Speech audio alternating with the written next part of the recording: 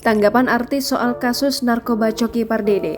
Dinar Candy ingin jenguk tretan muslim buka suara. Sejumlah artis turut menanggapi kasus narkoba yang menjerat komika Coki Pardede. Sebelumnya, penangkapan Reza Pardede atau Coki Pardede sempat menyita perhatian publik.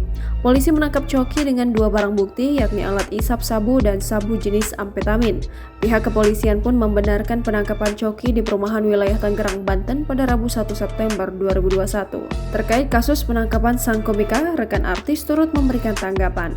DJ Dinar Candy berencana ingin menjenguk Coki Pardede bersama temannya, Dustin Tiffany. Hal itu disampaikan Dinar saat ditemui awak media di kawasan Bintaro, Tangerang Selatan pada Kamis 2 September 2021.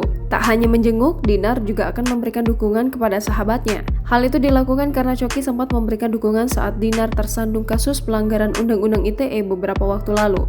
Meskipun begitu, ia belum mengetahui kapan waktu yang tepat untuk datang menjenguk Coki. Komika Ernest Prakasa juga ikut memberikan komentar terkait kasus yang menimpa Coki Pardede. Komentarnya ia unggah di akun Twitter pribadinya @Ernest Prakasa pada Kamis 2 September 2021. Sang sutradara film itu turut mengunggah berita penangkapan temannya sesama komika. Ia menuliskan pesan terkait kasus Coki Pardede untuk dijadikan pembelajaran. Tweet Ernest itu telah disukai lebih dari 10.000 dan di-retweet ribuan kali oleh warganet.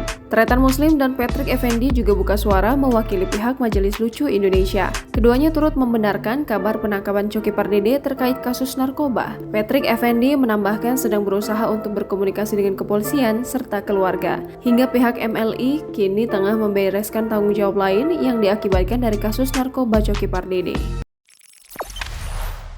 Jangan lupa subscribe, share, komen, dan like ya!